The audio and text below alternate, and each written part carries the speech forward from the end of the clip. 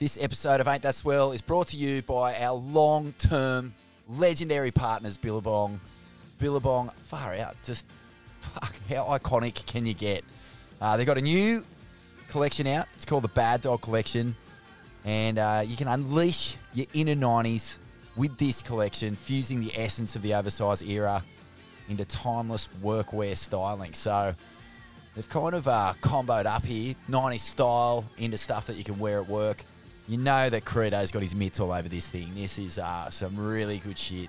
Jump on billabong.com to check it out and support the companies that help keep the Swellians running, mate. Billabong have been with us since day one. They were our very first support partner. We can't do this without them. Big thanks to the legends. On you the bong. Up the bong. Yeah.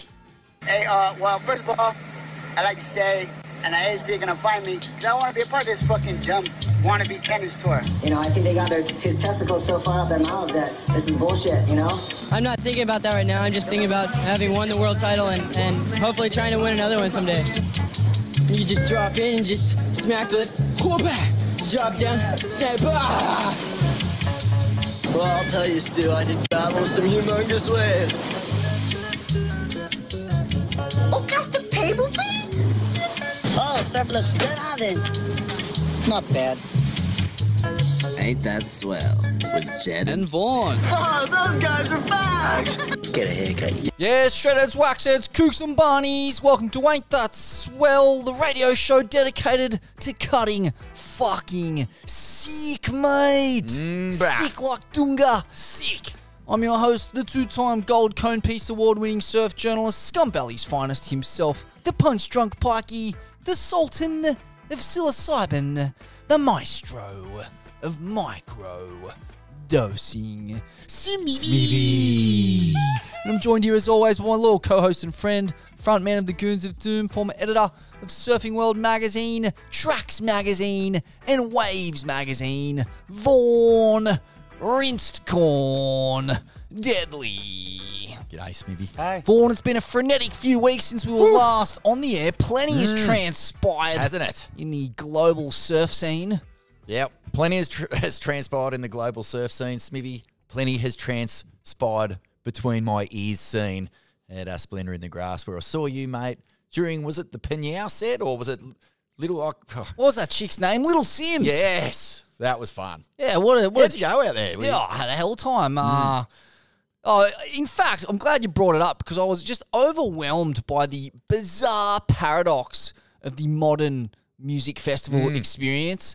A situation in which the entire thing came from drugs. Like the idea that birthed the festival, basically all the bands, all of the artwork in there. Yeah.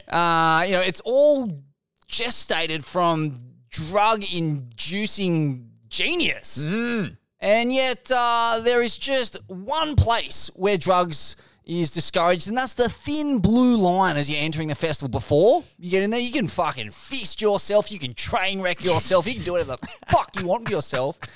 And once you're in there, there's a little teepee set up for you to go in and wallop yourself with horse tranquilizer and just pack cooks down your gullet like nobody's business.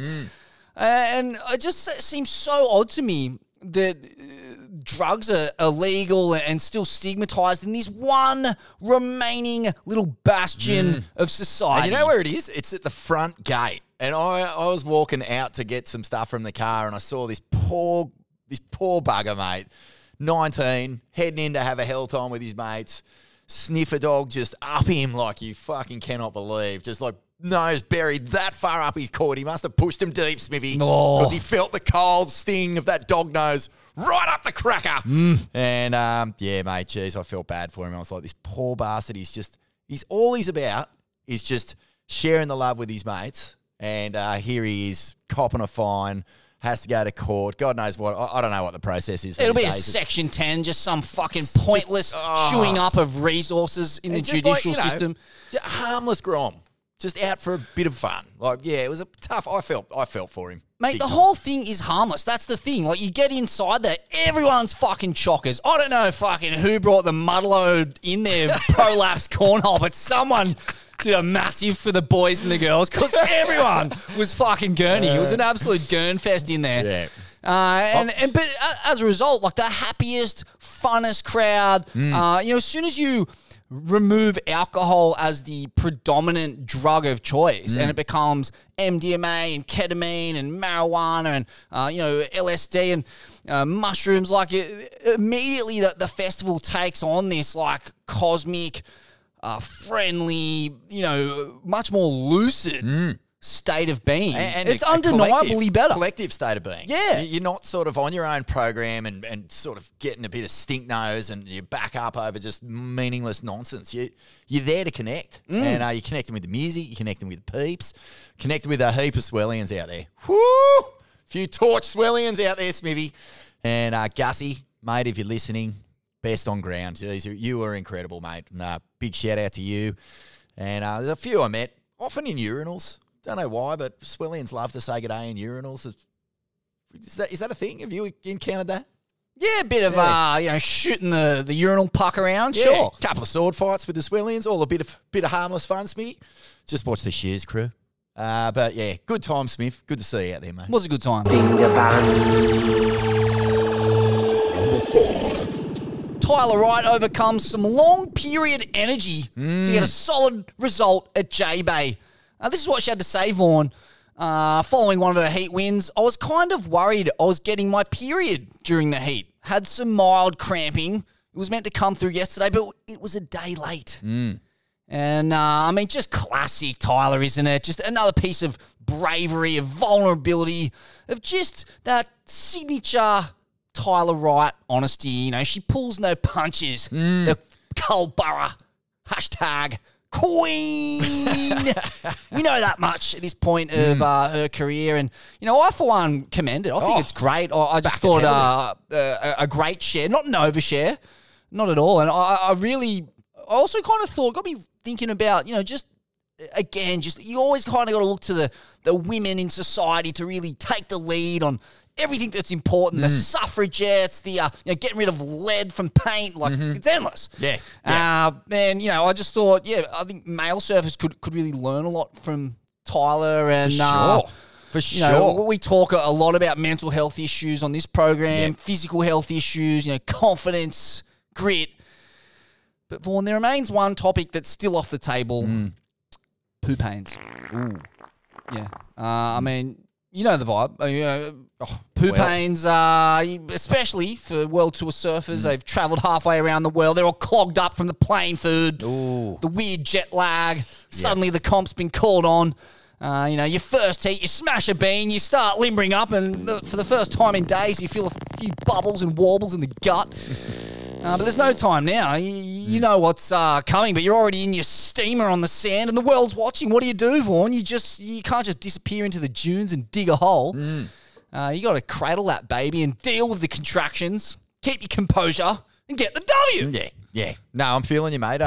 Where's the sharing of poo paints? I know. I looked into starting some kind of social media hashtag campaign to raise the awareness of poo pains on the back of Tyler's share. Hashtag me too. Gone. Hashtag me poo. That's what I went with. Oh, yeah. Nice one. So if you want to jump on the hashtag me poo, you'll see me and Vaughn in a number of situations in which we're caught in the vice of poo pains. I think everyone's got a couple of stories, mate. Everyone knows that pain. So it's a relatable thing. But to get to your point, Smithy, I back it heavily. I think it totally just destroys that sort of post-heat banter of, I'm just building house, one heat at a time. Why not just be completely open and human about your experience of it? It's not talked about in women's sport at all, which is just unbelievable. I mean, the physical discomfort and trauma of, a hectic period, let alone something. A hectic bleed. Yeah, just say it.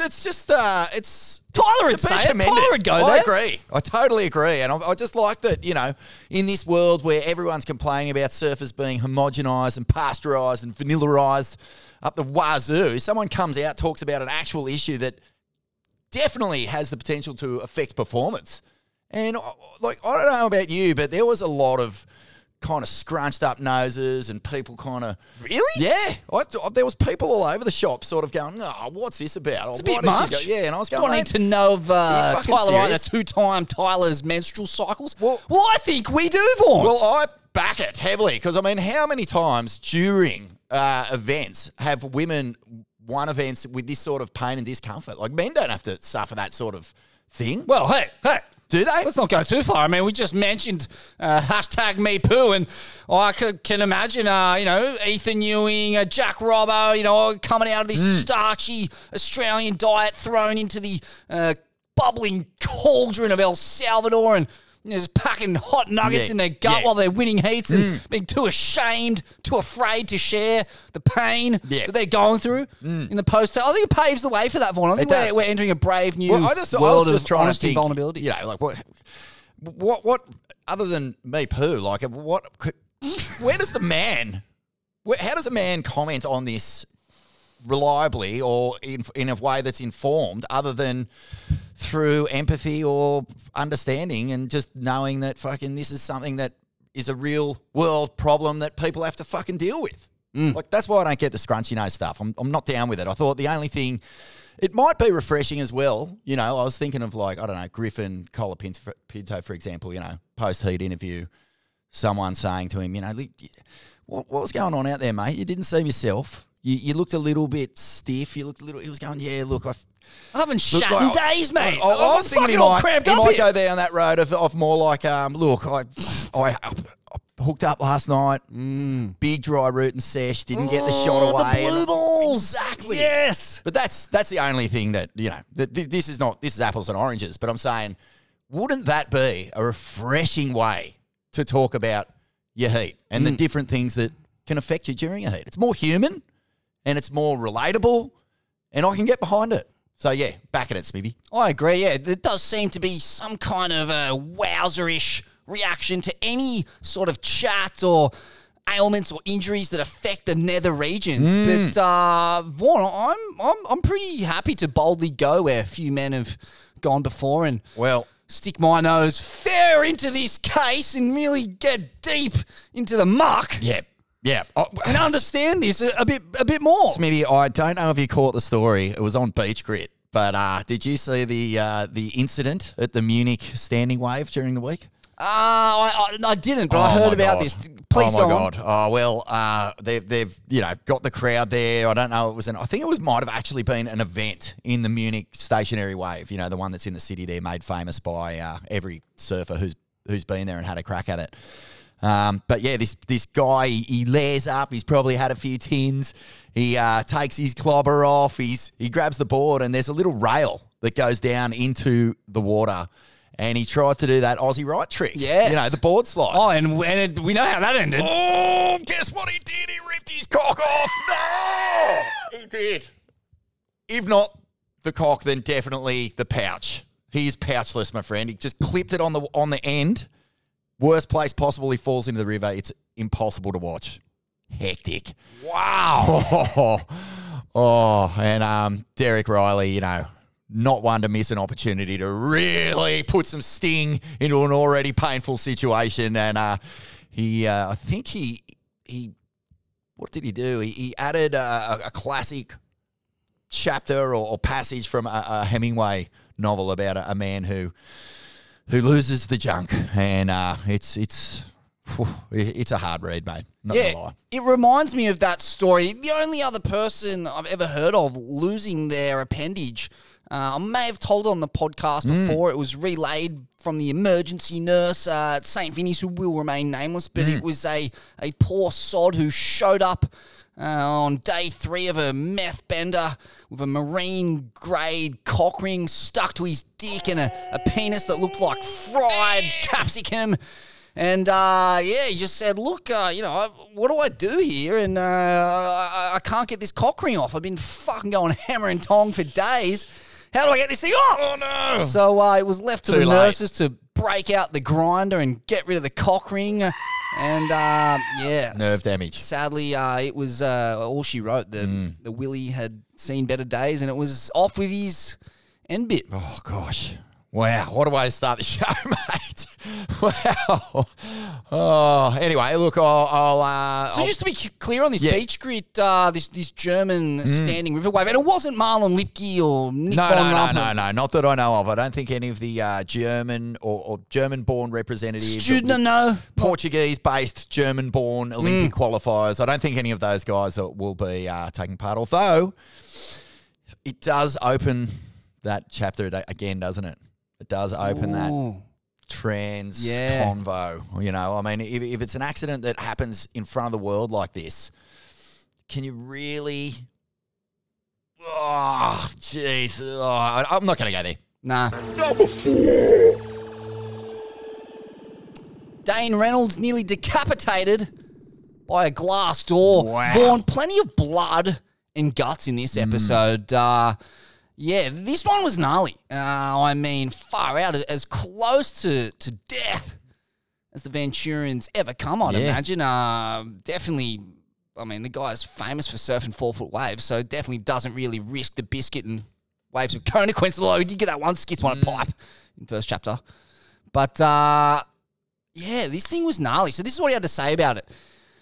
It's like the Widowmaker I never knew existed. We were getting boards ready on the morning of the best day of the swell, and there's a little palapa across the street. We'd been getting food there the whole trip and actually laughing about this weird door. There's only open-air windows in the place, but they have a sliding glass door. They kept closing it, even though it didn't seal the place at all. We just thought it was funny. And on the morning of the swell, everybody was getting their stuff ready, and I walked across the street to go use the bathroom at the palapa and didn't see the glass door.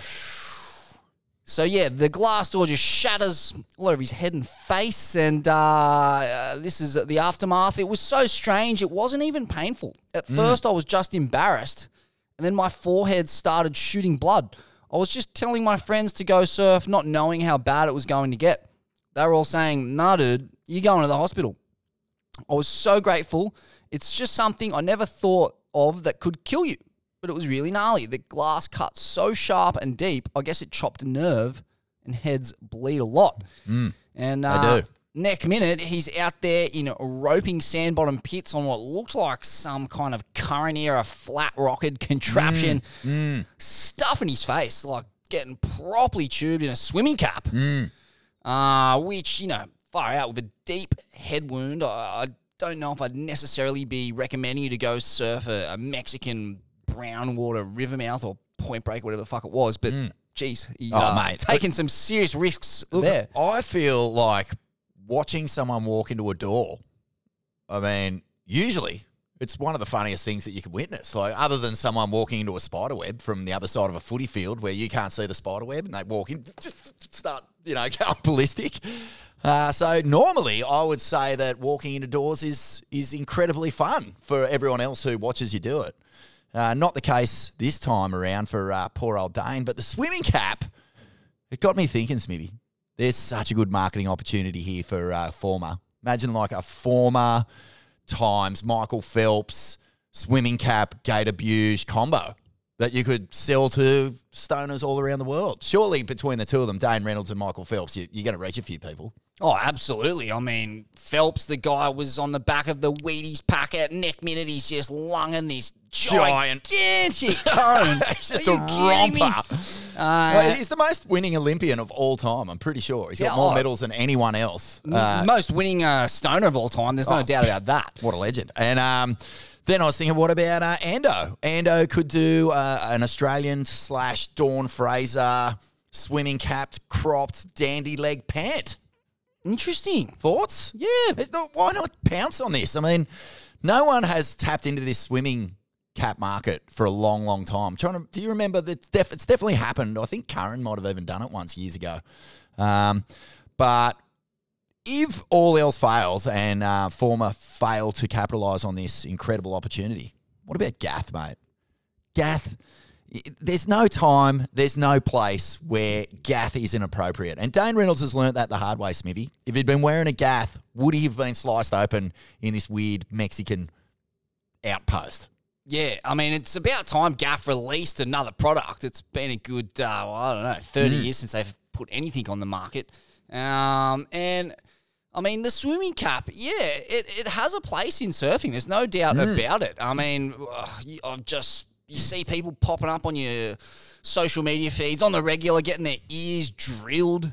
It's a fucking gnarly procedure, the surfer's ear procedure, so you can get rid of that putrid fungal water from your inner ear cavity. I assume a swimming cap with, some plugs would help that. Jamie O'Brien spent many years as a Grom with a swimming cap taped to his head. That's right. That's who I was thinking of, J.O.B. And, I mean, perforated eardrums are a really common one in surfing. I can remember being on a trip with Connor Coughlin to No Can Dewey's when he perforated his eardrums like day 2 of the trip, and we pretty much lost the best surfer on the trip. For the rest of the trip, I mean, he did guts it out with an earplug, but those earplugs are fucking pretty average at the best of times. So, the swimming cap, it's just a weird thing that surfing is so just caught up in aesthetics all the time. It has a real problem with functional equipment that looks a bit weird. The kind of full bodysuit, sunglass, some kind of good sunglass prototype to keep the sun out of your eyeballs and off your skin. Is an obvious one that's never really taken off. So instead, we're just all looking way weathered beyond our years, with bleeding pterygiums, totally ironic, giant growths in our ear holes. It's weird because, I mean, a wetsuit, like, in what other aspect of life can you walk around feeling like that's cool? Unless you're Spider-Man or some kind of pervert. Yeah, true. It's a weird thing, but let's bring back. Well, I think maybe it's time for you and I to step up here. Get the merch store cranking again, Smithy, and maybe bring out the Ain't That Swell times Dane Reynolds swimming cap. Number three. A bloke I know punches a few holes in a fat white dog of a shark. You know this bloke? At Margaret River. Yeah, Frosty, an underground Ballina Ripper. Got peppered by a Mondo. Are you telling me he leaves Ballina, the shark capital of the East Coast, and gets pinned by one on the West Coast? That's what I'm saying. Oh. Fucked up. But, kept his composure and gave it the good old left-right, good night, get in there, told the cunt to get a feed elsewhere, tell his story and tell his story walking. Yeah. But, mate, incredible story of survival and just composure in the most skits circumstances. Full credit to him. A really quality surfer, diver, waterman, and, just far out, man. Knew what to do in that situation. Via Swellnet, this is what he had to say. I was sitting a bit wide of the lineup, or where I really should have been sitting. I think I kind of paddled out and didn't paddle up enough, so I was just kind of sitting in the channel, and then as I was sitting on my board, it just fucking came up and smacked me from underneath, just straight underneath. I got my board back today. The fisheries officer came and dumped it. So looking at the bite marks, I think it came at me straight up from underneath. What I think happened is that it hit straight underneath, and because I was sitting up on my board, I got super lucky. It just nicked my leg. When I say nicked, I've still got a good gash on my leg and a couple of puncture wounds a bit higher, but nothing crazy. Nothing like what it could have been. I've done a backflip off my board, landed in the water, and as I've surfaced, I'm thinking, what the fuck was that? It was getting into my board. It was getting into my board and holding it up in the air. The shark was kind of across me. One of its pectoral fins hit me in the groin area, and then I ended up sort of spinning backwards, not manhandled but shouldered by it. But I just figured I'm not going to roll over for it, so I moved onto its back and started punching it in the head a few times. I've just got the best vision of him rolling over and just sort of arm barring it with its pectorals. Get it in you. You want something? Sleep. But yeah, he said that didn't really do much, punching it in the head. It didn't even flinch. But then he started punching it in the side towards the gills, and I must have got one good punch in where it's touch sensitive, and it just fucking shot down into the depths. It went quiet, and then I got back on my board. Thank fuck my leg rope wasn't in its mouth. Yeah, he just fucking hot-footed it to shore. Whoa. So if the leggy had, let's see, not hit a tooth and it had just torpedoed downwards, he could have just been trailing behind. Yeah. Is that what he said? I guess so. I don't know. That's interesting. But, crazy story. And I got a phone call the day before that I read that story from a good friend of the show who will remain nameless until he's ready to go public. But, he has a wild incident with a shark. I've seen it. Captured on drone footage. I've seen it. It's disgusting. Like, it it's actually so hard to watch that you can't surf after it without thinking about it because it's a bluebird day. It's as clear as anything. Like, you know that drone footage in South Africa that popped up during the comp? It's 1,000 times clearer than that, and it's terrifying, mate. Like, yeah, it'll pop up at some point in the future, but it's a full-blown trauma watch for all surfers. Yeah, be careful. And, I mean, we can send a man to the moon. We can even send a fat cunt to Mars, well, almost. And we've got these drones hovering above us. Why can't they just send us a little alert? Drop a little flag. I was just thinking, is it just time to start killing nature? Is it just time? I mean, we're doing the slow job on it. We've sort of, erased all their habitats. We've basically got all this agricultural pesticide runoff just going into the ocean. They're all dying slow deaths. Maybe, Smithy, it's just time we pull the trigger, start shooting all this shit. What do you think? Yeah, I mean, just end it. We've used these drones to kill countless Pakistani children. Why can't we turn them on some great whites for them? A few missiles out of the air. Yeah, just employ the computer game generation to just give them all drones, weaponized drones, and just let them go out into the ocean and start firebombing shit. It seems the only way to me. I'm sick of nature having a crack at us. But you know what they say, Smithy. Who needs enemies with friends like these? The human race, always the number one animal that should be decimated first and foremost. They're doing a good job at the moment. See that little Donnybrook on the sand at the US Open? I did. Mate, those two guys are not small units. No. And they fucking go at it. Geez, they're having a good close talk right at the start there too. Yeah, what was it all about? Any insights? Have you got your cone piece humming? When you're in that close proximity, I can only imagine the only objection there is how bad your fucking breath is. Yeah, bruh, your breath, bruh. Nah, your breath, man. Nah, man. And then it's just on. The headbutts are brutal. Oh, man. Looks like a couple of hectic broken cheekbones there. Yeah. Never really lived up to the riots of 84. Nah. Seemed like no one wanted to get involved. Yeah, it's a shame. They just didn't want it enough. Nah. But yeah, those two shark incidents got me thinking also just about the kind of risk involved in surfing. I mean, the underrated risk of surfing. Obviously, we lost a good friend of the show in MJ, Michaela Jones, a few weeks back to a freak accident of sorts, a fin chop that cut the femoral artery and he bled to death.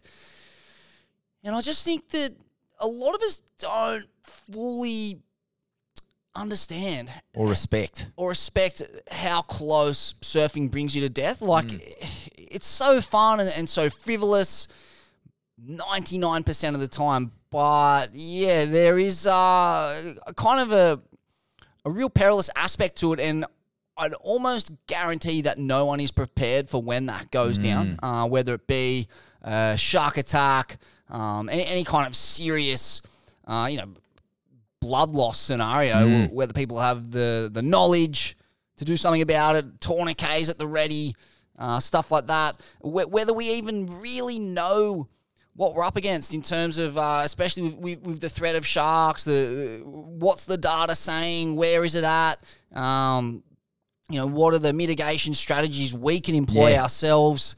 I feel like we're pretty far off the pace in terms of just making surfing a bit safer. Yeah, well, funny you say that because Surfing New South... Well, actually, I think Surfing Victoria might have initiated it, but now Surfing New South Wales, Surfing Queensland, Surfing Australia across the board, I think they've initiated like a first response program that helps any surfer can do. I think you can just get online, go to one of the Surfing Australia website, it'll filter you into a program that's near you. But it's all about having those skills and educating, because 9 times out of 10, most ocean-going disasters that are on the coast are going to be first responders, surfers. And when I say ocean disaster, I'm clearly not talking about fucking cruise ships crashing into each other or getting stranded. But, people caught in rips, people found in a state of unconsciousness, all these sorts of things, wounded. All of that is dealt with in these programs that have been developed by, the same administration and organisations that are helping facilitate surfing as a culturally healthy lifestyle. So it's worth checking out, Smithy, and I think you're right. That's it's kind of like someone noticed that in the statistics, it's surfers who are usually the first ones there, and having just a little bit of knowledge helps to save lives, bro. Yeah, and it's crazy how many ways you can come a cropper surfing. I guess shallow sandbanks. What are some of your ones? Paraplegic. I mean, I know you've been whacked by other people's boards, and that's caused fractured serious skull, bleeding on the brain, couple nights. But what in about like intensive care. those ones, the insidious ones that you don't see coming? Like just the board in the face. That's the classic. Like, fucking cut my nostril off. 7 stitches in the face. Destroyed my nose, pushed my cheekbone in. Like, that's just a classic. Yeah. Everyone cops a board in the face at some point, don't they? Yeah, I jumped off a board when I was a Grom, just lazily, like, head first went off and just headbutted the sand, snapped my nose, like, big bald patch in the top of my head when I had hair, and couldn't walk for like a week. I was just gone. And then, cuts, bruises, had my leggy wrap around my neck and just pull like it was squeezing a pimple, and just fully like pinched my whole face and slid off eventually. Like, it didn't get sort of caught on anything, but the pressure of it, when that happens to your foot or your arm, how painful it is.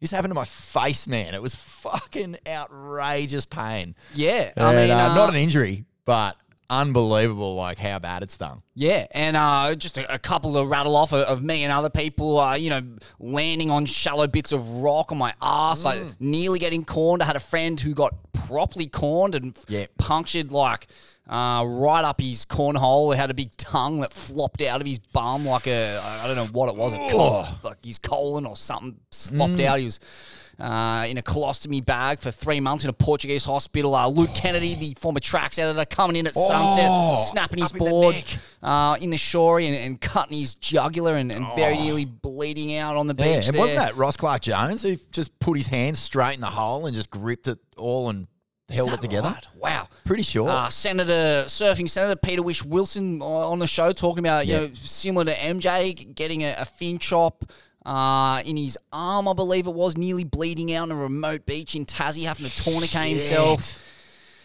Man, it's endless, and they're very, Darren Longbottom, Dylan's brother, kicking out of a wave like you did, Vaughan, and in the Ments, I think it was, and landing headfirst on his board, paralysed from the legs down, or maybe even like higher than that. So, there's just, I guess, a lot of ways in which you can get hurt. Another classic is just like people duck diving, or Tamayo Perry getting scalped at pipe by a bodgy duck dive. Someone just let fly a board in the pit as he was cruising to victory, took his fucking top of his head off. It's time to stop surfing. It's time to stop. Well, it's time to be very cautious. It's time to be very grateful. It's for the moments where you're not injured and hurt, and it's time to properly understand the risks. I think there's a lot of people who are new to surfing who don't properly understand how dangerous they are on that piece of fiberglass, what they can do to other people by being negligent, and that's not something you'll understand until you fucking crease someone or get creased. And then you're like, oh, wow, this isn't as safe as I thought. And that situation is only made more dangerous by being in conditions that you're not up for. And so it's the only sport I can think of where you can be a total beginner and put yourself into an expert's arena and be fine. Like, people will let you do that. You're probably going to survive. But the risk, the percentages of you causing yourself or someone else, more importantly, serious harm are super high. And I don't know, it's a weird one. I feel like any kind of sport as dangerous as surfing, where a beginner is entering the expert arena, like, I think of football or boxing or cricket or almost any sport. Like, you can't be a beginner and go and compete with advanced people, because you just get fucking hurt by other humans in seconds. You're gone. You're off. You're out. Yeah, it's true. Surfing kind of permits it, and it's a bit of a clusterfuck out there. It's crazy, actually, the story with MJ, for him to go that way, and I don't know the full circumstances around whose fin it was that hit him, or I'm assuming it's his own. Yeah. But, like, there was a guy who really understood the risks, and went to crazy lengths to get away from people in waves of consequence because he knew that, like, the chances of someone else fucking him or stuffing him were pretty high. So he would, you know, surf obscure, often suspect, like semi-unsurfable death slabs just to get away from people and back his own skill and judgment. And also, you know, the amount of preparation and knowing that those sorts of things could have happened, like when you're just in such remote areas on your own. So he would have had backup plans for all of that during all that travel, which makes it even more just fucking mind-boggling. Mate, and that's another part of the equation is the remoteness of all of these spots. You know, I'm thinking of Sandy Ryan now getting, you know, his ribs cracked and lung punctured and nearly dying there on a remote stretch of coastline on the southern coast of Australia. I think Marty Paraditis and a few other crew had to carry him out. Like, crew on the right. Mate. Oh, Kirby Brown in the middle of God knows where, like literally could be on Mars. Yeah. Like cracking his neck and fucking fusing up all those vertebrae and been, you know, struggling to get back in the water and back to top gear ever since. Brendan Newton face planting on that fucking mutant orb. Yeah, and just so far from anywhere where you're going to get help. So, yeah, surfing, it's a weird one. It's so beautiful and pleasant. You really get lulled into a false sense of security with surfing more than almost any pastime I can think of. Well, mate, I reckon 2 foot pass is one of the most dangerous waves in the world. 100%. A kid died there, right? Got his skull crushed by a longboard and gone. Yeah, I think it's had a few deaths out the past. So, I mean, yeah, you're dead right, man. It's almost like the easier or the more welcoming the scenario is, the more you're letting your guard down. And, yeah, that's a recipe for fucking disaster. And the flip side of all this is I heard a quote, interestingly, from an ex-rugby league player, James Graham, saying, you know, obviously rugby league's in the headlines with all the head knocks and, you know, players being asked whether they want to continue playing this sport, given that they now know what CTE is and the likelihood of getting it. And most of them say they wouldn't change a thing because, in James Graham's words, you know, the things that give life meaning are worth dying for, if that makes sense. You know, like that's really what the tug of life is, that weird paradox between giving yourself purpose and meaning and testing your skills and creating a situation where there's room for personal growth in the mental, physical, and spiritual sense. Yeah. But that thing that's going to have all that magnetism about it is also probably pretty dangerous and a possibility of killing you or seriously hurting you. And how common is it? How common is that? Like whether it's skiing and snowboarding or trekking and I guess, mountain climbing, BMX bike riding. It's kind of an endless list of every thrill-seeking, really like captivating pastime has that element of risk and death attached to it. For sure. Yeah, I think that's I guess it's just kind of got to do with that rush of what you feel when you conquer something, you know, like it's not necessarily conquering the elements or conquering that, but just conquering that thing inside you that says you can't do this or you're not good enough or whatever. And you get to that point and that feeling of euphoria that you get, it comes from a place of like stepping into your fear and leaning into the things that make you feel uncomfortable. And it's a rush, man. And I guess, like, you know, as much as you're trying really hard in your life to find ways to make sure that rush is a healthy experience and not detrimental, like it's still the thing that drives you to keep paddling back out. Like, you're not doing it because it's fucking just good for you. You're doing it because you get something insanely satisfying out of it. And usually that's a feeling of like a heightened sense of enjoyment of your experience of living, isn't it? It's often that final wave, that last time that you paddle out when you kind of knew you should have gone in the wave before. Oh, that's the one. That's always when you get always fucked. That one. And that's actually what happened to Frosty. You kind of the conditions were subpar. He got one that he thought he should have gone in on, but it was a shit one, so he wanted to go back out and get the better one. When I got corned. The greed, bruh. Agree. Yeah. There's something Brendan about Newton, another Yeah. classic example, got the wave of his fucking life, the wave of several lifetimes, Yeah. spat out, squeaky clean, and just thought he'd ride his luck one too many times and nearly died on the very next one. It's like you get these little inklings from the universe. Isn't that to weird, pack man? it up and That's go such in. a sixth sense, isn't it? Like that is every single one of us knows that's how it is. Like we know. As soon as you tell yourself one more, you can almost guarantee you're not going to get one more. Almost guarantee it. Which is so weird because like it's not a greedy thing. It's not coming from a place of like, I need more. I guess that's exactly where it's coming from, but it's not necessarily how it feels at the time. You're going, oh, yeah, looking at the clock like, fuck it, I got time for one more. You know what I mean? It's not always just about, I need this rush one more time. It's just like, I've got time. But at the end of the day, you've had your fill and your soul has told you in some moment that you weren't paying attention to, that's enough. That's it, hey. Yeah. And I think that is the lesson out of all of this, is that there is a moment where you've had your fill, like you said, Vaughan. Once you've gotten that wave, like maybe it's not exactly the wave you wanted, but you've gotten barreled or you've achieved some level of the goal that you were hoping to get. Yeah. That's when you go in. Don't push your luck. I think that's the message for all surfers. Oh, man.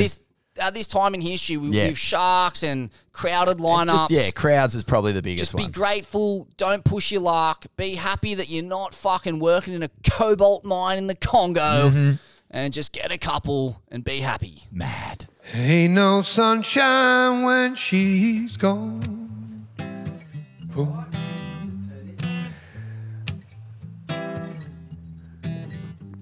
Ain't no sunshine when she's gone. This house ain't no home. Time. Yeah, get it, India. We're going to India.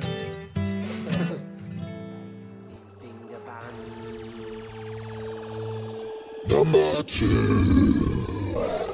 Following the fall line, Need Essentials Bryce Young opus, Vaughan. It How hit cool. hard. It hit very hard. And what a role the Need Essentials team is on. I feels like everything they put out is the most premium, heartfelt, earthcore, shreddery possible. And it's always got this kind of classic, very Need Essentials feel to it. You know, a kind of cosmic pastiche of old school countercultural values. And then this signature brand of surfing, which it's futuristic in ways, but it kind of reminds me of that quote of Derek Hind about Tom Curran in Searching for Tom Curran. You know, like classical lines, just done well, done in a futuristic way, like done with more speed, flair, and grease than ever before on the kinds of equipment you didn't even know could be surfed like that. I'm thinking of Torren and Ishka's film Thank You Mother. Yep. In like all-time J-Bay riding those 8-foot moat 20s going warp speed and putting together. Yeah, I just put a current-esque clip up the other sequences. day of Torren at Chopes. You saw that, on the 5.8 moat? Twin? Like, just fully packing. And just such a psycho tube and incredible positioning. Unbelievable surf. But yeah, just it's kind of like they know exactly what their team is. They know the stories they like to tell. They know what interests them. Yeah, it's definitely got a good feel about it, doesn't it? And they know what the audience wants, which is, you know, just new approaches, new aspects to surfing, sometimes forgotten aspects to surfing. And I guess what's interesting, just noting that Chopes clip of Toz and some of the other surfing he's done, I'm thinking of Shippies on, again, like a step-up 20, just finding new positions to ride these waves that we've seen ridden to death. You know, how many more pits can we see stuffed at Chopes or Shippies or elsewhere? And yet with these tweaks to their equipment, they're able to find new entry points and get into strange positions and just make this wave look different by surfing it completely different, finding new lines. Yep. Postmodern surfing at its greatest. And yeah, I mean, the list goes on. The Lost Track series out of Need Essentials, really good. Full-blown slab fest. We had Laurie Towner dialing into the full gamut Oh, yeah. of Aussie slabs on that classic road trip with his family. Slow Lane, that one was called. And now Bryce Young riding A-Sims and all manner of unconventional but futuristically functional equipment to put together some of the most exhilarating surfing ever, it has to be said. You know, shades of Ethan Ewing, shades of Clay Marzo. It really reminded me of Clay Marzo at times, just in that otherworldly connection to the canvas and the ability to make the impossible seem easy, rhythmic, and in flow. Just an incredible surf film, man. And not many surf films make me feel anything these days in that performance realm. Like it's reached a bit of a, I don't know, there's a bit of monotony and banality to the typical surf film where 90% of it is pretty meh, and there's like a 10% that I find watchable. Yeah. I guess like, surf films in general have kind of, they're passion projects that don't come along as often as they used to. You know, like you and I lived through, or maybe I'm even older.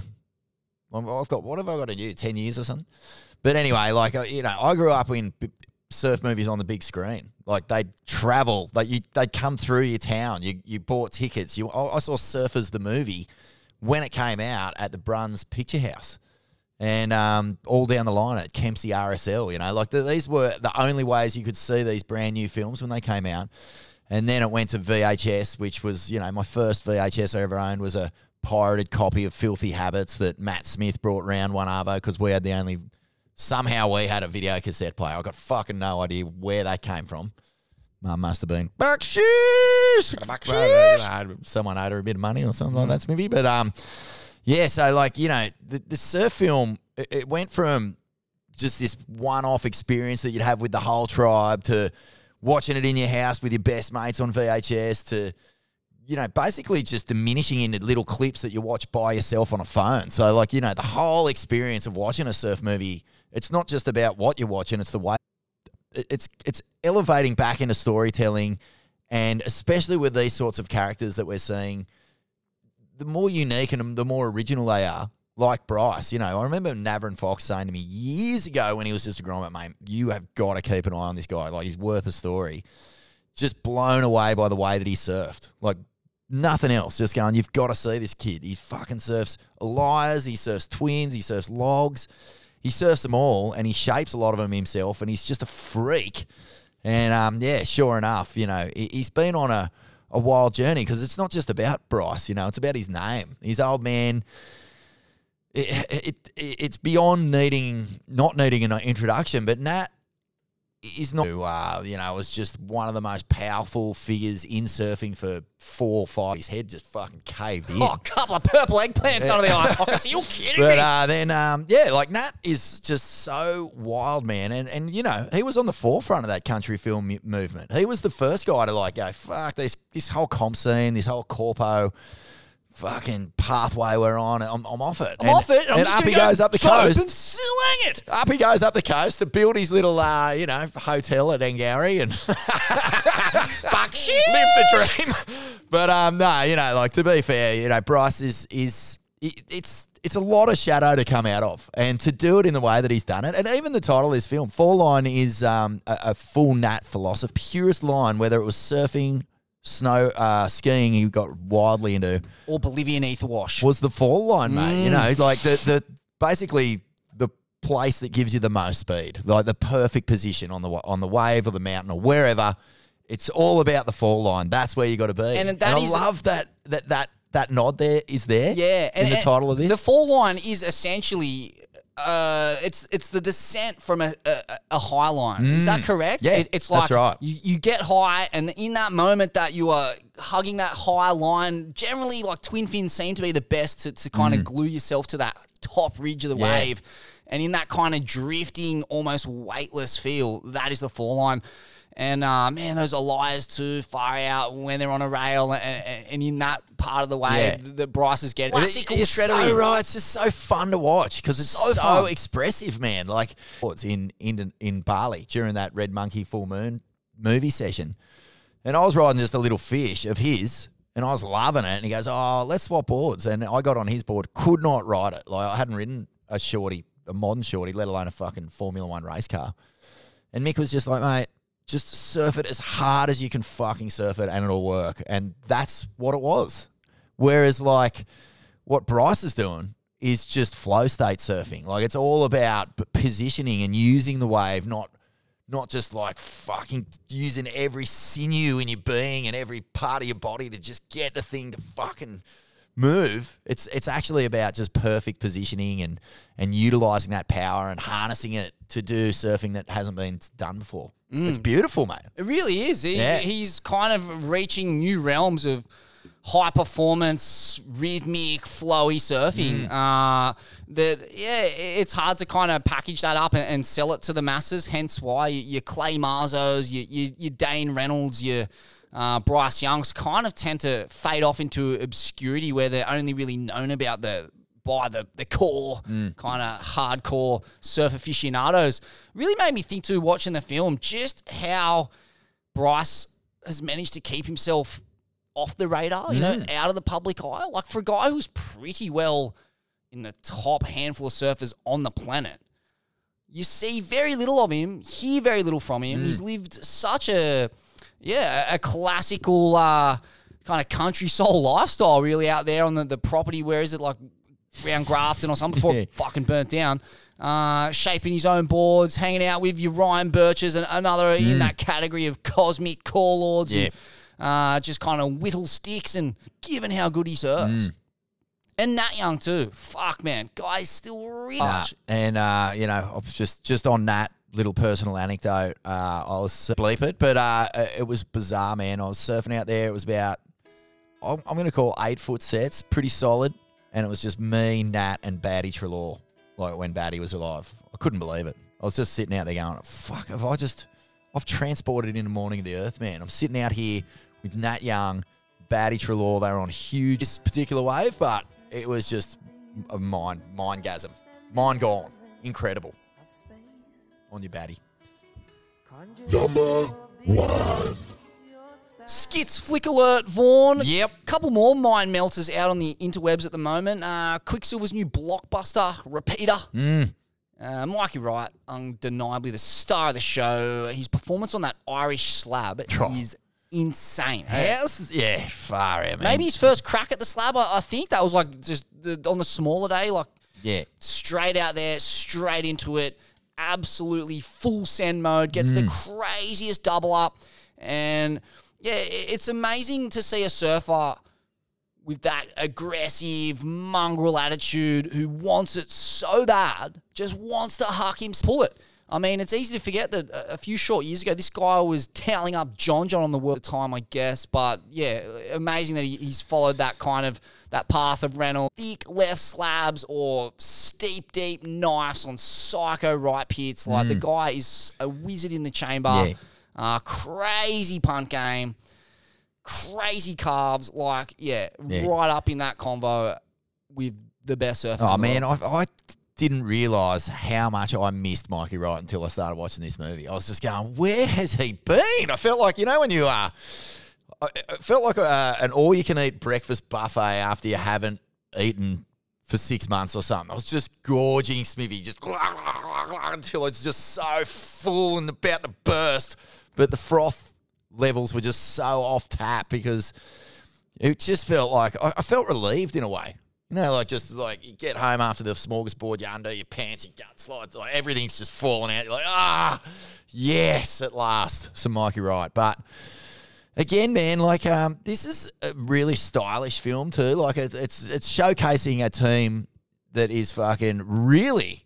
I don't know when this happened, but the Quickie team's fucking. Oh, it's awesome. stacked. I was just Griffin, going, this is Cal so good. Walsh. Yeah, Man, crazy names. Yeah, and also, you know, Lungi's fucking epic in it, Mike in that. But the dedication to filmmaking, like Wade Carroll, Doff, huge Doff of the cap. It had an epic feel to it, didn't it? A great ambiance, some of the tunes and just the in-between. Ding Dong with a half-decent computer, an iPhone and a music library can put together a clip. But yeah, that sort of commitment to craft, style, substance, it's just something to be cherished. And you know, Wado's done Saturn, which was like, but Repeater like has put him on the threshold of like proper lord status in that filmmaking realm, I reckon. You know, like, it's one thing to make films, it's another thing to do high-performance films that are fully designed to get you pumped. And so to walk that line of being able to do both stylishly and get you jacked, like, fuck, that's cool. I think we're going to try and have a sit-down with him. So it stokes me out because Nosvid and Interlusion that Mikey Mal made and... I don't know, like, you know, Wado. There's a bunch of Groms around who are sort of basically brought us up with, you know, like our whole surfing experience wouldn't exist on the same level without those two guys. And it feels like we've got the baton passing to some pretty capable filmmakers here, Smith. Absolutely. Plus, like Beck and Ween on the soundtrack. Oh, sign me up, bruh. Yeah, 100%. Yeah, some off-kilter selections from the Rhythm Selector, but he made them fit. And that's really what makes surf films amazing, I think, is those really iconic tracks. Like, I remember being a kid, you know, you get your blowing ups, your 3 degrees, and they're turning you on to the sick tracks that you never knew. And I remember to that New Order track, just weird little tidbits like that blow your mind as a Grom and continue to kind of blow your mind as an adult too, because you're like, oh, I forgot that song even exists, and now I'm seeing it on this iconic surf film with the tenacious Mikey Wright just ripping the guts out of psycho freezing slabs. Yeah, epic film. Highly recommend jumping over to the YouTube channel, the Quicksilver YouTube channel, and just fully devouring all of Wade and Mikey and Rollo and Kale's monster. Mikey's the standout just for pure consistency. Like, he's consistently steeper and deeper. He's consistently, you know, sticking punts and, you know, just hacking the bejesus out of it. But Kale, man, when he hits it, it stays fucking hit. That psycho backflip attempt in West Oz is one of the best you'll see. Doesn't quite stick it, just a whisker away. Would have been the best one of all time. He gets the one at the big, thick right. And it just really makes you... I don't know if pride's the word, but like these guys are really representing Australian surfing in such an exceptional way. Like in waves that matter, in waves of consequence, dare I say it, yes, Vaughn. You may. They are the top of the pops. Truth. They are Truth, just Smithy. fucking sending it, knifing it, and making it. And hucking themselves into psycho rotations. And I just want to, fuck, you're so on the money with that call, man. Like, there's nothing better, and it's not just the surfing performances, but the way that surfing's being conveyed. And this is, you know, like, I don't know, I love the Billabong video archive is sentimentally for me, that's my go-to. Like that's where I connect with the moments and the fucking magic of like my childhood and my experience of surfing. But the Quickie movies were fucking pretty art house, a lot of them, man. Like Mondo Extreme Experiment or all these Quickie movies that came out. I think Brian Bleak made them. And they were even Kelly Slater in Black and White, like real art house, like a little edge to them. And I reckon they've really got the team and the director to bring that era of Quicksilver movie back, and they're doing it. They're doing it. This is a ripper. This is 5 out of 5 golden cone pieces from me, Smith. They've just sat Wade down in a cinema, pegged his eyeballs open, and Pavlov's dripped some acid into his eyes, and just forced him to watch the full back catalogue of Brian Bleak. Yeah. They've just bleaked him out, and they've just forced him into that Anthony Burgess Clockwork Orange, just full blown. Classical music, images of Slater, images of fucking madmen, and it's just, sick. Well done. Well played. Doff! Man, and a huge doff to How Surfers Get Paid. Season 2, Episode 1 has just landed. The greatest surf stories ever sold, featuring Grant Twiggy Baker, one of the GOATs in the big wave arena, the Safa, psychopath. Such a good profile on him. And like, aside from the actual... sort of, you know, the main thread of that story is obviously the snake, but geez, that profile on Twiggy's enjoyable, isn't it? It was so fun. You know, just had to beg, borrow, steal, and sell a couple of surf spots to basically make a living. You know, considering all that he's achieved in professional surfing, performances, wins in big wave events and XSL awards and stuff like that, just to get from go to woe. Crazy hard graft existence, man. But it goes to show, like, you know, because he had that incentive there to perform, to get the money, to then contentment, because of those pure motivations, it just never wavered. and it just put him in the spot, like cosmically in the spot in a dozen or more of the most iconic moments in big wave surfing, and he fucking didn't miss out. He stuffed his face. He made his mark. One of the greats. He's like, shout out to Sam McIntosh, Barnesy, the Stab team, because this is for sure the best surf series of all time. I cannot get enough of them. And yeah, Twiggy's story, just the dedication to finding spots, traveling Africa, the great kind of unexplored region. I did used to trip out on that, going to South Africa, how few people surfed there. I couldn't believe it. There's just no surfers in the joint. And that's sadly because people don't have the means to be able to afford to surf. It's the continent is so mired in poverty and colonial hangover. But yeah, as a result, so many unsurfed, undiscovered waves. Twiggy's got his finger on the pulse of where they are, and he's selling them to the highest bidder. Well played. Maybe not well played. I don't know. But that's the thrust of the episode. You've got to watch it. It's worth watching just for Twiggy's Jaws wave and the whole story behind it. And you're saying right place, right time. Cosmic fucking just like that's a cosmic nightmare unfolding, and he almost pulls it. One of the over and over and over, it just gets gnarlier and scarier and like more. It's just, it's Doff of the cap, Twig, mate. It's so good. It's so good. Oh, let's relive it one more time. I'm far out. I've talked and frothed on this wave a million times. The little chip, but then the way it just draws were like it was one of those days of like super long periods. And a typically strong offshore, but I just remember the periods being ludicrously long, and that thing just stood up, stacked up, hucked, and the man, the legend. I mean, at that stage, probably in his early 40s as well. And just the free fall, like the way that he regathers on a board that's probably weighs more than it's amazing. And the only other wave, that I've seen that even comes close to it, which is that one in Cloudbreak that caught everyone on the not that one, but the one that I was there for, where because it was a whole different experience because I was obviously right there, hearing it, seeing it, feeling it. But that one, there was no entry point, there was no chip shot. It folded in half so far around the corner that it was like one of those ones that you see on a shory, where there's it's just too thick and.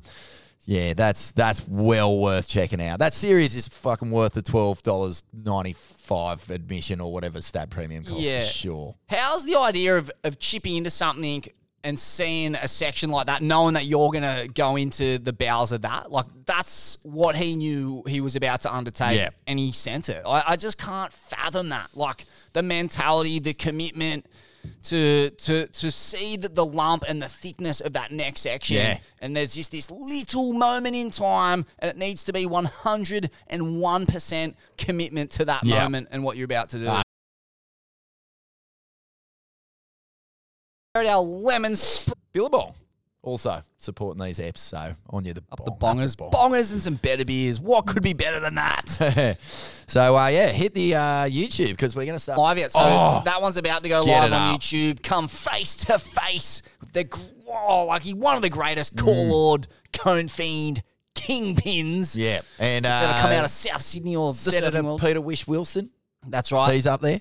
Vaughan, speaking of Cloudbreak. Yep. Could be back on the Woz. Oh, about time. That's Ways of truth. Yep. We've been answered. Our prayers have been answered. Yeah. Interesting to note, ELO walks the plank, neck minute, one of the greatest waves in the history of professional surfing, back on tour.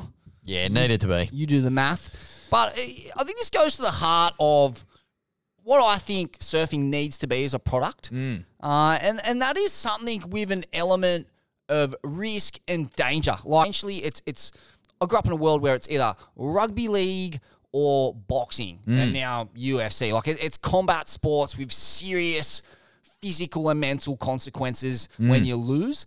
And I want to see my professional athletes risking it for the biscuit. Yeah. I want to see, the potential for injury. I don't want to see injuries. No. But, that's what makes these sports captivating, right? That's why combat sports are so popular, is because it's incredible skill and athleticism and so much technique. And generally, like, the injuries are, they happen like minority of the time, but they are what make it fascinating viewing, gripping viewing. It's not embraced that level of skill that he's got in waves. That's the problem. Like, Owen Wright will forever live as an immortal for people. Like, monstro fucking tubular orbs, backs it up with a chopes win side, of having to come from a place where he couldn't even walk. Like, there's so much grit in there that and the grit really has to come from challenging. It can't just come from, I surf these waves well. It's got to come from some sort of personal challenge or some sort of conquest that is demanded because of the conditions. And that's where the tour's getting it so wrong. Yeah. Like, man, it needs it back. Like, J-Bay, one day of waves, we spoke about it during that last ep, Smithy. One day of waves, you can't hang your hat on an entire year of competition on that one day. You've got to have these surfers foot surf on fucking bone-shattering reef. That's so true. And what you said about not being able to respect Phil because of his lack of courage in serious waves, I have that same problem with professional tour surfing in general. Enough. Not technical enough. There's not enough danger and courage. And that's really, I think, one of the real appeals of pressure of having to perform in front of huge crowds, I guess. That's one aspect of it, but also just in serious situations where, you have... Well, don't get me wrong. Like, I love the skill of Phil. Like, we all do. Like, right? You watch Puckett Corn exists, mate. That little asterisk. It just... What it does is what he should be and what he actually is. There's just that little gap. And that gap for a world champion is a bit hard for people to swallow. And they can't swallow it if the product won't allow him to be tested properly. You know what I mean? You can't. How do you swallow it? You can't. No, you can't. I mean, asterisks are It's an avocado famously seed, hard mate. to swallow, man.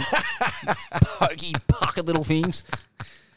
Yeah, true. So, bringing Cloudbreak is a massive step. Yes, in the right direction. Bringing that But what back. do you... Okay, look, what's a perfect tour look like to you, Smithy? Because I was thinking Snapper... Snapper is a pinning platform, and I do too, especially with crossover heats, where you're not just watching, 15 minutes of perfect sets coming, everyone out of position. I don't mind Snapper, but I like it. It's a little... Go to Snapper, Yeah, because when if it's you're going to cooking, do it, go to Snapper. I agree. extend the waiting period, put it in cyclone season, and fucking watch it go. When it goes at Kira, it's all time. And they can manufacture the bank. So, you're not having to worry about holes in the bank or any of that shit. Like, you get the right swell. Hard to not have bells in there just because of the tradition of it. But then, after that, scrap everything, bar and chopes, J-Bay and Cloudies and pipe. Yeah. And just start fucking opening the door to some proper chambers, man. Yeah, it has to be. That's the jewel of surfing, and it is the one thing that the World Tour just can't even buy, really, is a solid pit at the moment. So, it's got to go back there. It's going back to Cloudbreak. We hope that's the rumour. The WSL, according to Stab, is reportedly asking the Fijian government for a figure around $1 million USD.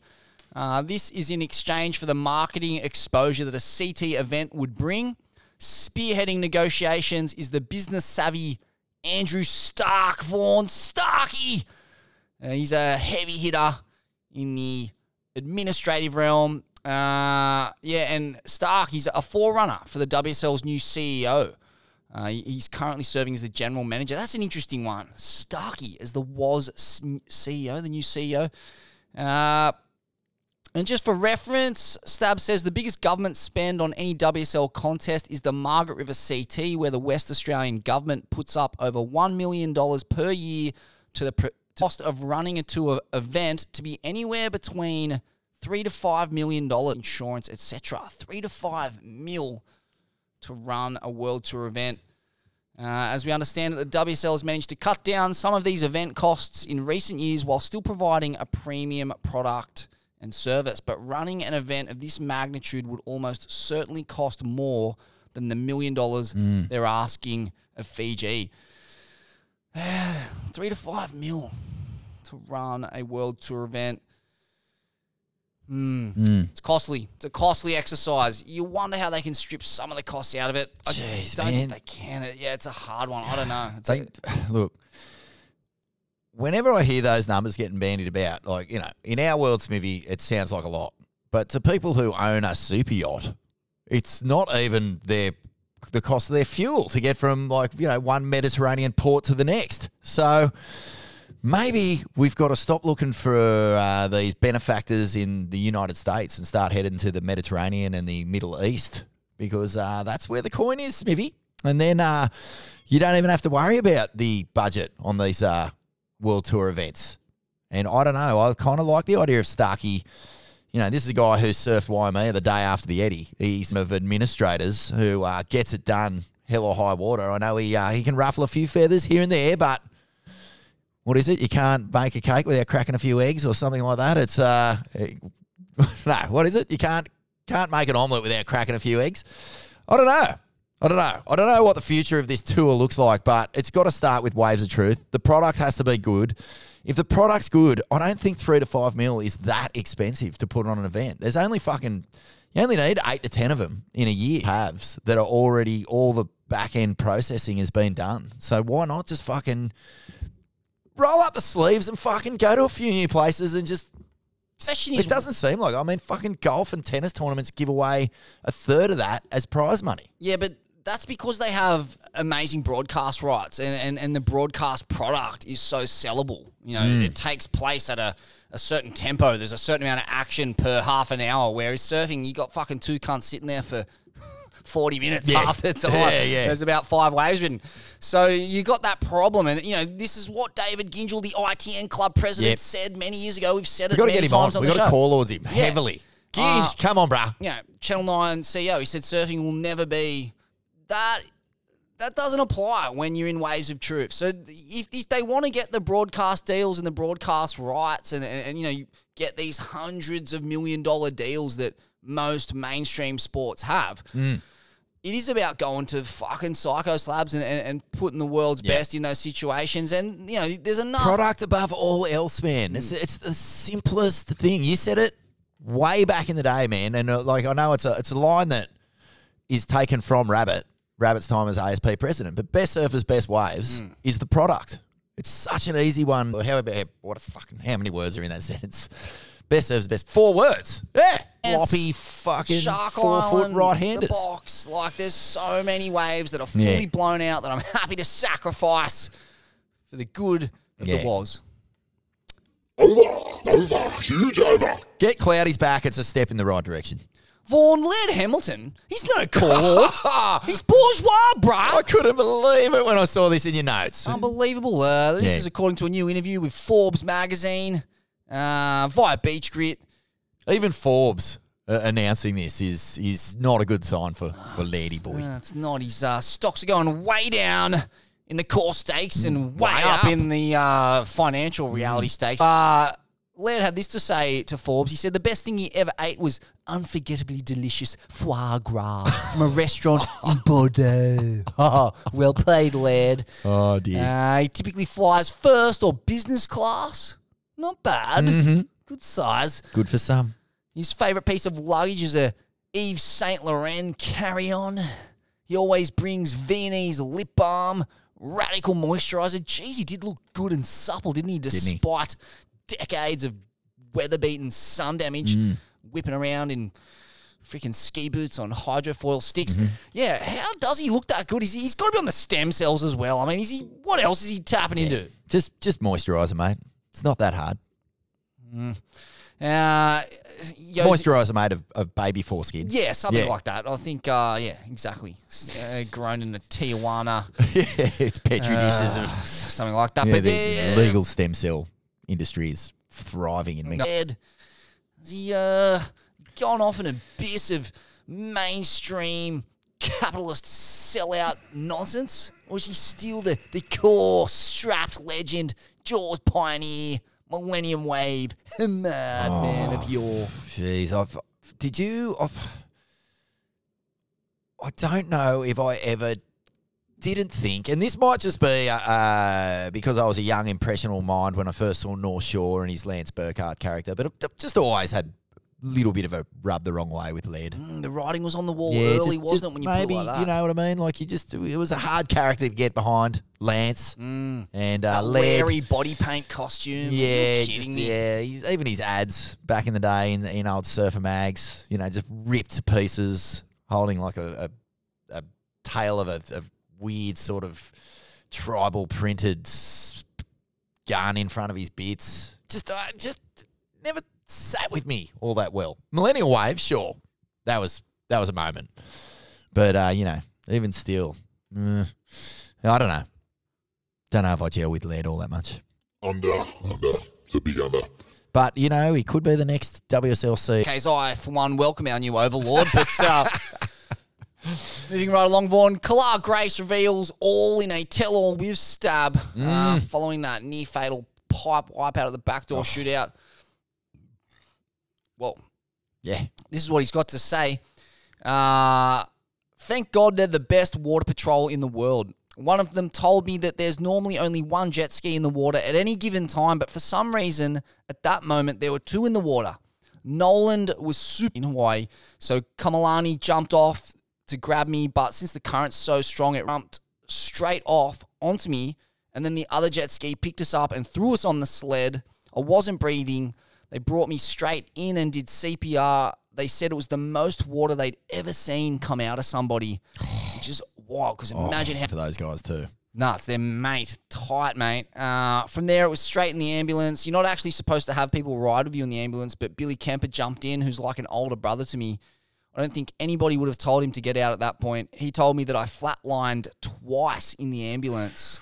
One on the freeway, one right as we pulled up to the hospital. Oh, fucking hell. But maybe he could sense his presence and pull through. Because, it's just give me the heebie-jeebies.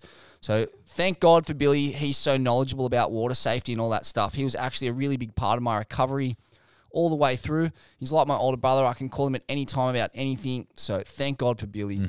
The first 3 months was seeing brain doctor after brain doctor after. There's a lot of symptoms that come with it. One of them was depression. So for sure, the first few months when I couldn't surf or work out or drive a car, for sure there was an identity crisis. I would even tell my friends, like, wow, what if I can never surf pipe again? Or I would be sitting in a dark room thinking, am I just going to be a nobody next winter? I had all these crazy thoughts. But now that I'm out of that position and because of my friends and family, that's interesting. That's really, really interesting. To get to that point where it doesn't matter, where you can walk away from it Sean Briley style and just take up a new hobby. Yeah, man. Yeah, I find that whole passage fascinating, mate. Like just with a lot of the conversations that you've been having lately on Call Lords and just wrapping your identity up with what you do and you it's such a disconnect from, how life existed for millions of years. Like no one really, I'm sure, like in every facet of human existence, there have been people who have been good at things and they get lauded for that. But mostly, you're just existing as a part of a community, as one piece in a puzzle that has to function as an organism for that community to work properly. And the further we've gotten into the society that we live in now and the systems and the structures that we have, that sense of self is so tied into what you do, what you achieve, all these other things. And fuck, man, like it leaves you with nothing when you get, nothing will tear you back to reality like fucking a major injury or being, I don't know, even fired or broken up with or like all these different things that can happen. And they just like, you don't know who you are anymore. Like all these things that you attached importance to and your sense of self is like when you stop taking drugs, the identity that you formed around that culture and that clique and your place in it is no less important than the identity that you form when you're ripping at a job or if you're a good surfer at Pipeline or any of that. And so that is a huge, huge journey, man. And that's amazing, just like going through that little passage there of him going, I'm sitting in a dark room going, who am I if I can't surf pipe? To, fuck, man, I'm so happy I'm alive. I'm so happy I got my friends and family. Like, that's just a metaphor for modern life and where we've all gone so wrong, Smithy. It's a massive journey to be undertaking at that age too, but it's Big a really one, yeah. healthy realization to have. So good. At that age. I mean, early 20s, yeah, like the 20s are such a wild time, particularly for risk assessment. Does it ever get bigger? I don't think it does. I think around You about just manage 25, it. I don't know, mid to late 20s, we start to develop and understand that there's long-term consequences for the risk-taking behaviour. And, I mean, that's why all combat sports and are undertaken by young men, because we don't yet understand the full consequences of what we're doing. And you don't see women engaging in this kind of behaviour generally because their prefrontal cortex is fully formed at a younger age. So, yeah, it's super interesting. What you were saying, too, about just this idea of, you know, once upon a time, for millions of years, it was all about survival. And it's like, it goes back to that kind of saying of James Graham, the league player, that what gives us meaning in life, what pulls, maybe that is because we crave being in a state of survival. Maybe like that purpose, that meaning that having to survive, you know, that focuses the mind. It kills rumination, and you're just focused on surviving a dangerous situation that, yeah, you have chosen. But I mean, for millions of years, we existed in a state of constant peril. We'd wake up and we've still got the biological hangover from that. We wake up, we have this big cortisol spike because we're like, fuck, those same instincts. And maybe surfing pipeline and chopes and playing rugby league and jumping in an octagon are all just symptoms of that survival instinct. That said, spend too long in that survival state and you get very fucking ill. Like, you know, your central nervous system is not built for that. But maybe it is if you are existing in that survival state and then taking the time out to then be in nature and let your body reach stasis, as opposed to being in that survival state at massive chopes and then fucking doom scrolling for 7 hours afterwards. Right. You never give yourself a rest.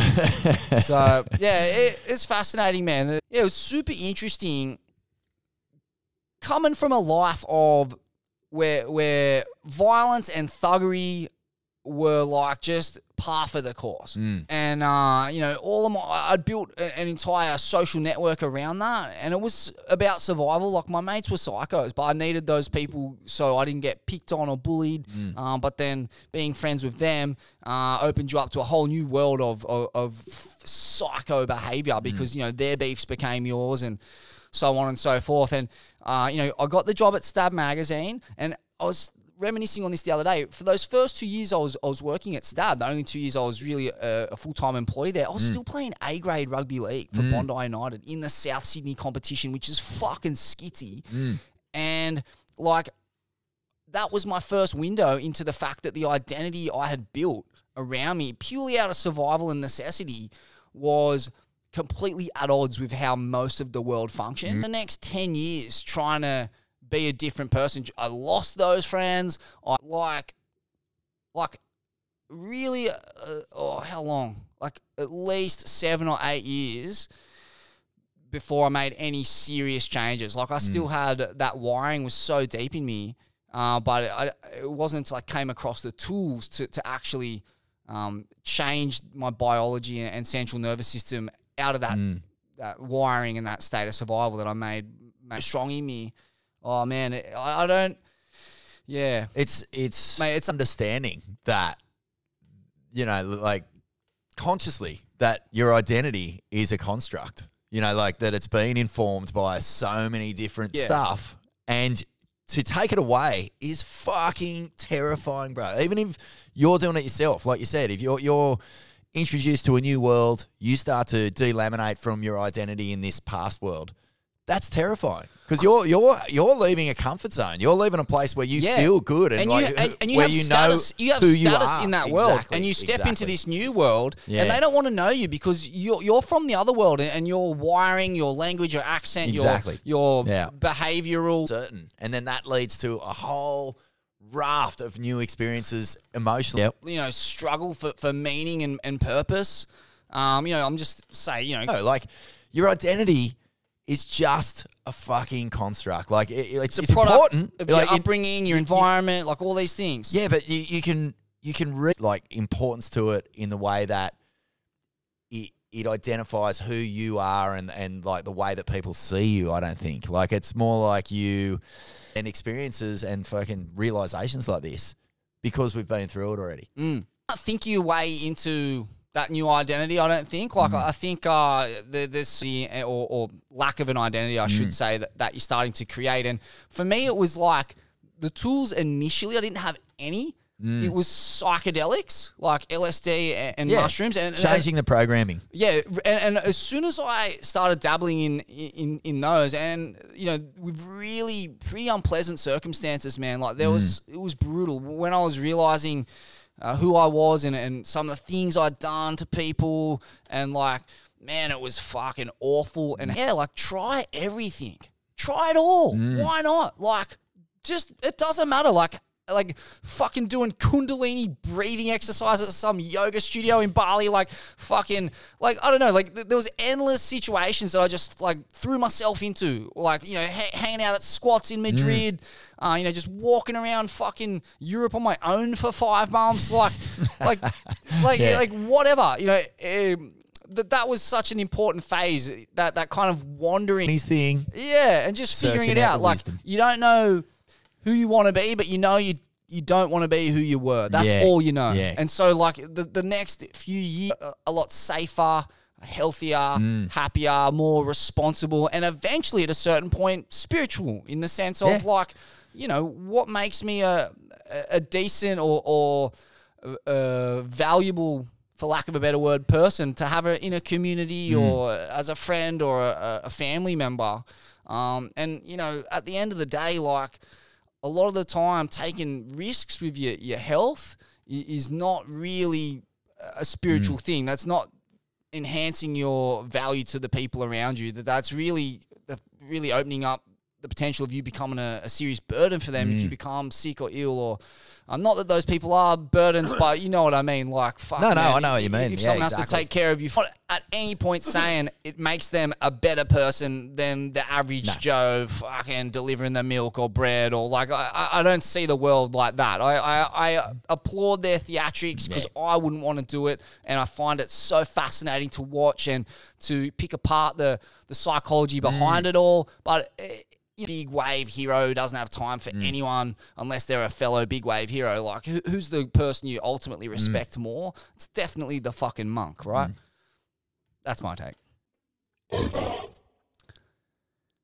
Forne, I really listen to the podcast, but there's an amazing thing happening in Australian sport right now that I've never seen. Professional rugby league players striking for better conditions for the players, and a whole raft of like really logical, rational requirements for them to continue playing and performing like the media roles and whatever else.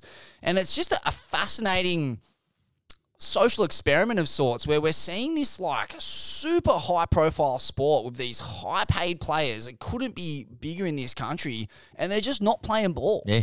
They're just flatly saying, nah, like, we're not going to talk to the media. Like, every player, like, full-blown solidarity. They're taping up. What were they taping up? Yeah, like the NRL logo. It's like a big, gross tan sticker on their jerseys. Yeah. And it's like, the best thing is, and you'll love this, Smithy, you know how mainstream media, like, if you're looking for unity, if you're looking for brotherhood, the first place you can rely on to give you that brotherhood, to sell your message, to get in bed with the working class and you know, band around and get the result that you need is the mainstream media. And haven't they just fucking dropped the ball as usual? Mate, the amount of reporting going on, like, just absolutely chastising the union, or not the union, but the Players Association. No, this is the union. Absolutely. That's the union. Yeah. But ripping into the idea that they could stand up together as one against an organisation that's just a giant fucking business, you know, that should have all of their best interests at heart. And it's just, like, for me, looking at things like Murdoch papers and just mainstream press going, oh, what next? Are they going to actually fucking join a union? Good luck. Like, the RLPA is funded by the fucking NRL. Like, not to get too deep into it, but just how fearful they are of fucking just a community Strike of, action, Well, boycotts. How Like- fearful they are of the message it sends. That's the fear, man. Exactly. Yeah. This is why I brought it up, because this isn't about rugby league. What this Nah. is the absolute perfect playbook of how to get your way as a working mass, as a working collective. And full credit to the rugby league players. I mean, Yeah. it is a working class game, always has been. And the way they've gone about this is simply beautiful. And the way they've gone about it is like this. They have union representatives who are ex-players, who are, hard out, fucking, like, it's a hard game. It's a tough game. Guys Like, who have fucking been bashed and beaten and left for fucking... and gone to war. Yeah. And so, like, you can trust those people because, like, they've had your back in these tough times. There's a code and an ethic and a morality that comes with just playing that game alone. So you got ex-players as the union leaders, and then you have podcasts, right? So the mainstream media can say what podcasts, who of course are completely on side with the union, because the union that no one's buying. Yeah. And that's happening across the board. That's not just in this case. Like, I saw a line in might have been in how fucking the bourgeois elite, just how self-interested everything is. And the line was something like, hang on. Oh, yeah. Selling to angry old white people is not the way of the future. It can't, it's not sustainable anymore, because that audience, and as much as you try and twist people who are getting older, who might be leaning towards being more self-interested, like, that way is on the way in the game. That's where this platform exists. Yeah. You would have heard it on the Joe Rogan interview with Robbie Kennedy, where he's like, mate, this is a podcast election. This is going to change the way we're there. Everyone gets their information. The gatekeepers are gone. Yeah. The old media model's a total write-off. And right now, in there together, with really clear lines of communication, both with their union leaders and with the public. And that's where the narrative is true, and it's holding tight, and we're all on board here. I want the footballers that listen to this program to know the public is fully behind you, boys and girls. I back all fucking worker collective strike action. It's happening all across the globe. And do not Amazon believe factory workers, like. It's it's on for young and old. Keep doing it. Don't fall into the trap of believing the mainstream. Ask us a question, we'll tell you no lie. This is no shit. I put out there, because we haven't done a regular app for a while, and I think even the last couple of regular apps we weren't doing Ask Us a Question in them. So I put it out there, mate. We've had over 200 questions come in, like, from fucking on the Instagram grid, on Facey, on fucking stories. Like, there's just too many. So what we're going to do is we're going to answer one question right now, just the one, and then we're going to come back to get special. What do you reckon? Oh, unreal. Give us your chosen one. All right, Smithy. So our question is from a Swelliette, and her name is Donna Butcher. This is Donna, is the Instagram handle, and she's very in tune with our view of the world, mate.